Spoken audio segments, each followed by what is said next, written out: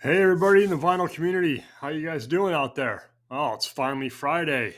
Finally. God, what a week. Hope you guys all had a great one out there. Ooh, Friday night drink, have a couple shots of absinthe, mix it up, delicious. So, how you guys doing? Hope you guys are all doing well. All right, well, this week I was thinking about the record collection and the find of the record collection I had. I found those records that I've talked about in the past, and those of you who are new and not sure what I'm talking about, basically, I found a whole bunch of VG Plus to near mint records in a dumpster, right? So there were hundreds and hundreds of them. There was a lot of them. So you can go back to the introductory episode. I kind of tell that whole story back then, if you want to go back and you really see what I'm talking about. Well, I realized out of all those records, there's a whole bunch of stuff that I've never played. There was a whole lot of stuff I'd never played. It was more than I thought. I started looking through, decided I would listen to things I'd never listened to before.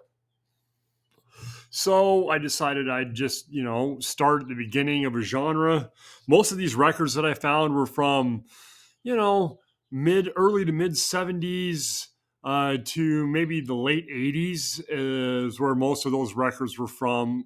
A lot of rock and roll, hard rock, some metal, some new wave of British heavy metal, lots of Japanese presses, and so on and so forth. So I decided I'd go through and pick some records I'd never listened to before, maybe talk about them on the show this week. So that's exactly what I did. So the first one I picked up to play is this Blue Oyster Cult Fire of Unknown Origin from 1981.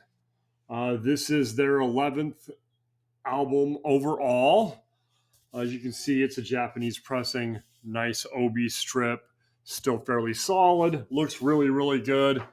It's got this pretty cool, got all the inserts, of course, got the lyrics on the inside. Really cool picture in the back of the front cover. This is a pretty good record. All those records I found, there was probably 4 or 5 Blue Oyster Cult albums in there, and I already did a show on Your Feet on Your Knees, and I didn't really care for that. This is a little bit later. This is after that, obviously. But honestly, I knew "Burning for You" on it when I first listened to it. Everybody knows that song, of course. I recognized the song "Fire of Unknown Origin" and different things. I've never been a huge Blue Oyster Cult fan. It's kind of prog rock. I kind of got it that it's sort of a prog rock, kind of remind me of Rush a little bit sometimes, and then sometimes they sound like a jam band, and it kind of weirds me out.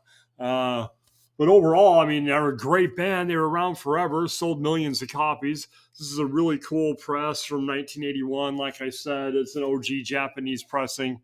Actually, every record I'm going to talk about tonight is from Japan. Just happened to be that way. I just kind of scrolled through and was randomly picking what I was going to play. But overall, I give this record 3 stars. It does have "Burning for You" on it, which is, like I said, we all know that song. So, pretty cool record. It's got your basic Sony, label on there. So pretty good though, pretty good record. I love the fact that they all had the inserts and everything in them. They all play tremendously well. That's the thing about Japanese pressings. So the next one I picked, got to give it to Steve at All the World's a Stage. He was doing his he's calling it like his quest to narrow down to the top 10 albums in his collection of all time to him, or whatever, the top 10 greatest albums of all time. So he's going through it alphabetically or whatever, and he was in the C's and he started talking about Cheap Trick. And boy, that guy's got a lot of Cheap Trick. A lot. But I've only got like 3 of them, and they were all found that day when I found all those other ones in the garbage. But I'd listened to Dream Police, of course, in the past, but I'd never played this one here. Heaven Tonight, 1978, their 3rd record overall. Said Japanese pressing. This one won't slide at all, so I won't let you see Robin Zander's beautiful face. So this one's got a really cool insert. Picture of the band on the front. There's your English lyric sheets on the back. And there's all your Japanese stuff on the inside. Really cool insert. It's got a pretty cool. It's from Epic Records. I kind of like this old school, just kind of plain orange with the Epic logo on it. It's pretty cool. That's, the thing for me. I love labels and inserts, and that's what I love about all these Japanese presses. So I was inspired to pick this one because, like I said, I was watching Steve at All the World's a Stage, and he had a bunch of Cheap Trick. He was doing that. You can go back. I think it's his last episode, maybe one right before. It hasn't been that long since he put that out. So when I saw, I knew I had a bunch of Cheap Trick. Well, not a bunch. I've got like 4 of them. And I knew there was stuff in there I hadn't heard from them before. So I grabbed this one and played it. And I got to say, this is a pretty kick-ass album. This has got Surrender on it. Heaven Tonight, Stiff Competition. Very, very cool record. It's a song called How Are You? And it's kind of got this cool rockabilly riff on it. Overall, this is a really good record. I liked it a lot. I'd give it 3.5, 4 stars probably. Never been a huge Cheap Trick fan. Of course, we all know I Want You to Want Me and all the songs that we hear on the radio. And, they're in movie soundtracks that we've all heard or whatever. So, I mean, those songs are timeless and been there forever. And this one's got Surrender on it, which is cool. I love the line about having the Kiss records out, obviously, comes home, his mom and dad are rock and rolling with those Kiss records out. That kind of makes me happy that he sang about Kiss for a minute. I was always a Kiss fan. But this is a really, really good record. Like I said, not really having a whole lot to go off of. I've listened to this just recently. Have listened to Dream Police a couple times. I like that one a lot too. I've got one more, I think, over there, but I don't listen to them very often. They were never really my style a whole lot, but I'm glad he did that Cheap Trick thing when he was talking about all this Cheap Trick, because it kind of inspired me to listen to the Cheap Trick. So it was a really good record. Really, really good. Okay, my next one, Fleetwood Mac, Heroes Are Hard to Find. Originally released in 1974. This is a 1977 Japanese repress. First year available in Japan as a Japanese press. So it is a reissue, but it is also, like I said, first press in Japan, I guess. Obviously, they would have been able to pick it up as an import or whatever. Nice obi. Pretty cool little insert. I'm not sure what this is. Brackets of other records. I've got this one and this one, of course. It's all in Japanese mostly, so can't quite read it all. Pretty cool insert. This is pre Stevie Nicks and Lindsey Buckingham. Relapse Records. Very cool logo. Very cool label. I like that label a lot. That's pretty awesome looking.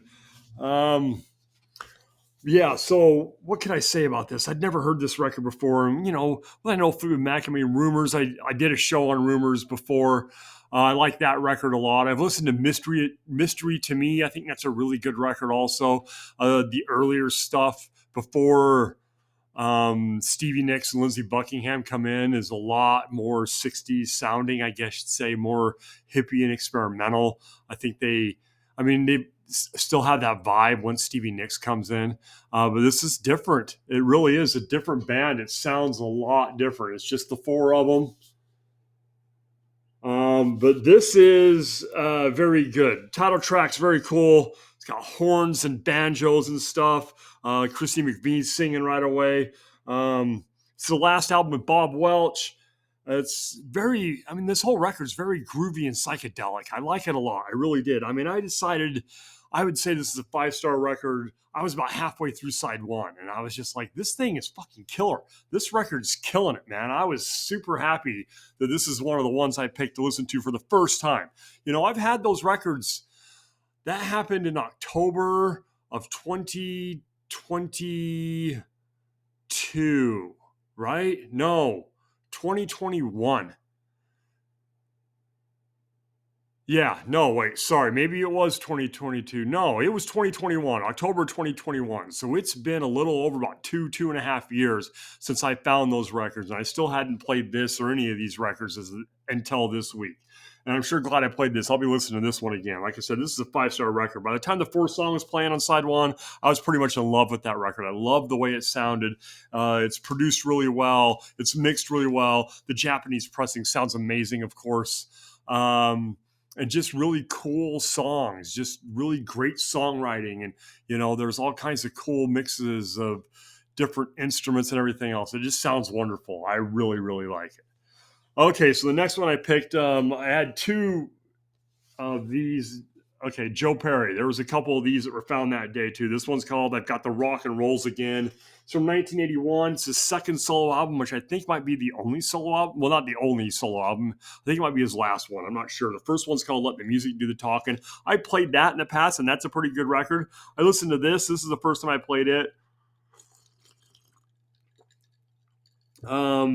First three tracks are pretty good. It's a pure rock and roll record. I didn't really care for the song called Buzz Buzz. It's a 4 song on side one. I didn't really like that at all. It kind of threw me off. But like I said, the first three were really, really cool. Soldier of Fortune, which is the last song on side one, has this cool like Ramones punk sound almost to it. The way the guitars are playing, and Joe Perry's guitar work is it's really, really good on this. It's pretty much off the charts. The last song on this album is a really cool bluesy jam. What did I write down here? Play the Game. What did I say about Play the Game? Play the Game. God, I can't read my own thing. Great song. Very melancholy. See, my handwriting's terrible. I write down my little notes of what I think of the song when I hear it, and then I can't read my damn handwriting. It's got a great composition. I do remember that. It's very like this melancholy sound, and in the background, Joe Perry's playing the guitar, and it's kind of got this whole like vibe to it that I can't really explain. This also had just your basic Japanese insert, just the one side Japanese, one side English. It also has the classic Sony logo label on there. But I thought this was a pretty good record overall. I don't know, 3.5, 4 stars. I've never been a huge Aerosmith fan to begin with. I like a couple of their albums, some of their radio hits. But I do give Joe Perry credit. I mean, where credit is due. He's a very good guitar player. You can tell he's got blues influence and stuff. I like this. It kind of does remind me of the earlier Aerosmith, which I don't mind a whole lot. I don't really like what Aerosmith became in the 80s. I thought they were a much better band back in the 70s, albums like Toys in the Attic and stuff. And I used to have the original Greatest Hits, not the red Greatest Hits. I had another one. Maybe it was the red one. And I have that on vinyl too. And that's really the only Aerosmith I have.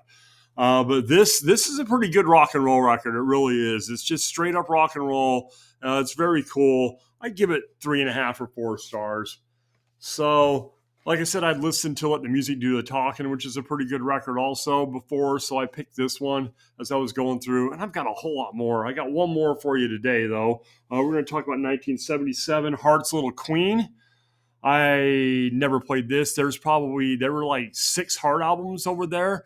I haven't played any of them. Like I said, 2.5 years, I haven't played any of them. So this is the first one I had. And I went with this one because this is the oldest one that's in there. I have all my records, of course, I have them broke up by genres or whatever in alphabetical order by date. So this is the first Heart album you see if you're going through my rock section. And because I don't have the other one. So this is their second album overall. It's from 1977. This is also a Japanese press, but it does not have an obi on it. I don't know what happened. Most of them have obis. That one did not. It's got a pretty cool insert though. Kind of a reddish color. Nice picture of the band. It's sort of a cream colored paper with red ink. It's got the Japanese and the English lyrics and stuff. It's on Portrait Records. It's got the classic basic Portrait logo on there. But this record here, it starts off with Barracuda. which is, I mean, it's a hit. We all know Barracuda. That's one of those songs we all know. And then it kind of goes into this one's called Love Alive, and then Sylvan Song and Dream of the Archer. And those three songs kind of go into this little thing. It's almost like what you'd expect the front cover and the back cover to be. It kind of sounds like music you would have heard back then. It's got that very kind of gypsy hippie type vibe going on to it. Mandolins and harpsichords and harps and different things playing on it. So it does have has a solid start with Barracuda. Then it gets a little folky for my taste. The third song's an instrumental. It leads into the fourth song. So the third song, Sylvan Song's this cool little 2.5 minute instrumental, and it kind of leads right into Dream of the Archer. And it's basically kind of a story song, and it does sound like medieval times almost. And then the song Kick It Out, which is another song we all kind of know. It's gotten radio play and everything else, not as much as Barracuda. And that kind of ends side one. And then side two kicks on with Little Queen, Treat Me Well, Say Hello, Cry to Me, and Go On Cry. Little Queen's a pretty cool song. Overall, side two is a little mellow for my taste, is all. But you got to give. Nancy's a great guitar player. She can really wail, and this album here, with the different styles and everything else, with the more folky acoustic sounds and stuff like that, it kind of really shows her talent rather than just kind of shredding like she does on Barracuda or the other songs that mostly get the radio play. So, and then she plays the mandolin on some of these songs or they so her talent really comes through, and then Ann Wilson's voice is almost like an instrument in itself. And you got to give Heart credit for what they've done and everything else. Coming from Seattle, basically one of the only things from Seattle besides Hendrix until Nirvana broke, really, if you think about it. But they're a great band, and this is a really good record. It's just a little mellow for my taste because, you picture Heart, me not being a huge fan or whatever, like I said, I've never listened to any of those records since I've had them. You kind of expect more of what you hear on the radio. And this was a little mellower than that. And maybe I wasn't just sure what I was expecting, but I did like it. I thought it was really good, and I'm a heavy metal guy mostly, but it was really good. None of these are 5-star albums, I don't think. Other than the Fleetwood Mac album, of course. But I'd say that Heart album is probably, out of the 5 I listened to, if I was going to go back and listen to any of them again today, it would probably be that one over Joe Perry or Blue Oyster Cult or whatever, So, but I did like it, and I love the look and the vibe, the way the girls look on the front cover, and then on the back you got the band, and she's holding her little crystal ball in her hand, and they're hanging out by a gypsy caravan.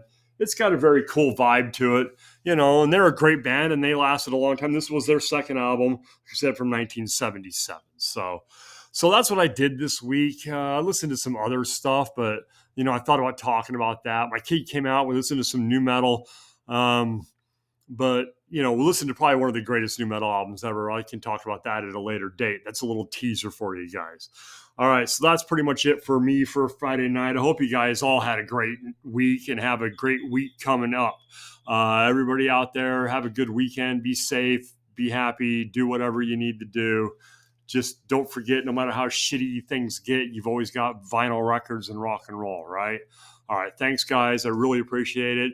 Make sure you kind of spread the word a little bit. I'm only like 4 followers away from hitting 50, man. Get me over that hump. Give me a little, what's that? Not an adrenaline rush. What do they call those, when your brain, a dopamine rush. Yeah. Get your friends out there to like and subscribe and give me a dopamine rush from the likes and subscribes, right? All right. Thanks, guys. I really appreciate it. I really appreciate all of you out there in the vinyl community, everybody I've been talking to and everything else, and all the messages and all the views and everything else. I love you guys. I really, really enjoy being a part of this community. Thank you very much. Happy Friday. Salute. Have a couple drinks, not too many. Don't drink and drive. Okay. Just stay home and listen to records. It's safer that way anyway. All right. Thanks, guys. I'll talk to y'all later.